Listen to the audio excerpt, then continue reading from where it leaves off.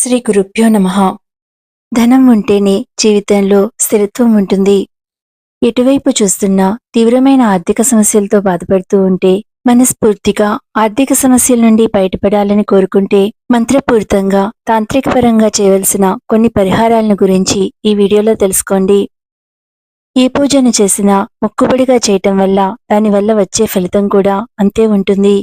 ఏ పనిలో శ్రద్ధను పెట్టినా దాని నుండి వచ్చే ఫలితం అద్భుతంగా ఉంటుంది. అందువలన ఏ పూజను చేస్తున్నా దానిపై శ్రద్ధాభక్తులతో చేయటం వలన సత్వర ఫలితం లభిస్తుంది.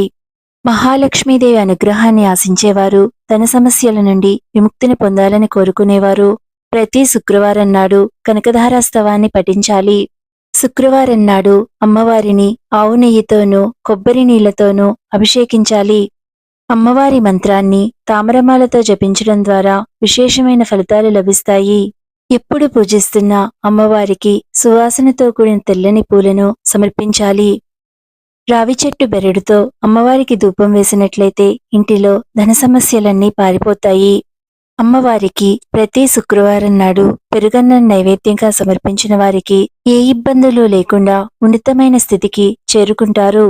అలానే లక్ష్మీ స్వరూపమైన తులసీదేవి దగ్గర ప్రతిరోజు నమస్కారం చేసుకునే వారికి, దీపం వెలిగించే వారికి సకల సౌభాగ్యాలు లభిస్తాయి.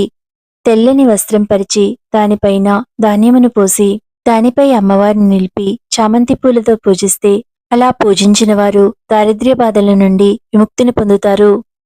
అమ్మవారిని పూజించే సమయంలో అమ్మవారికి ఇష్టమైన తెలుపు లేదా ఎరుపు రంగు వస్త్రాలను ధరించడం వలన అమ్మవారి అనుగ్రహం శీఘ్రంగా లభిస్తుంది. లక్ష్మీదేవి అనుగ్రహాన్ని అత్యంత శీఘ్రంగా లభింపచేసి ఇంటిలోని దరిద్రాన్ని పరుగు పెట్టేలా చేసేటటువంటి అత్యద్భుతమైన రెమెడీని గురించి ఇప్పుడు తెలుసుకోండి. ఇందుకోసం ఒక పాత్రను తీసుకోండి. ఇది రాగి అయితే చాలా మంచిది. పాత్ర నిండుగా నీటిని తీసుకుని దానిలో పచ్చ కర్పూరము, పసుపు వేసుకోండి. ఇలా నీటితో నింపుకున్న పాత్రను లక్ష్మీదేవి ముందుగా పెట్టుకుని ప్రతి 2 రోజులకొకసారి పాత్రలోని నీటిని మారుస్తూ ఉండాలి. ఈ విధంగా చేయటం వలన ఇంటిలో లక్ష్మీ ఆకర్షణ పెరిగి ఆర్థిక సమస్యలు దూరమవుతాయి. అదేవిధంగా పచ్చకర్పూరాన్ని పసుపు వస్త్రంలో మూటలా చుట్టుకుని కుబేర స్థానంలో ఉంచి ధూపం వేయటం వలన ఎంతటి ఆర్థిక సమస్య అయినా తొలగిపోతుంది. అమ్మవారి అనుగ్రహం పొందడానికి యుహలక్ష్మీదేవి మంత్రాన్ని ఇప్పుడు తెలుసుకోండి. ఓం శ్రీ ఓం నమః పరమలక్ష్మ్యై విష్ణువక్షస్థితాయై రమాయై ఆశ్రిత తారకాయై నమో వహ్నిజాయై నమః.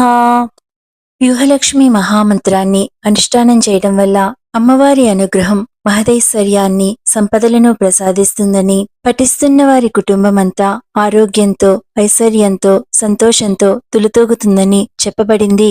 ఎంతటి దారిద్ర్యంతో బాధపడుతూ ఉన్నవారైనా ఆ దారిద్ర్యమంతా తీరిపోయి అమ్మవారి కృపను పొంది లక్ష్మీ కటాక్షాన్ని పొందుతారు. శుభమస్తు.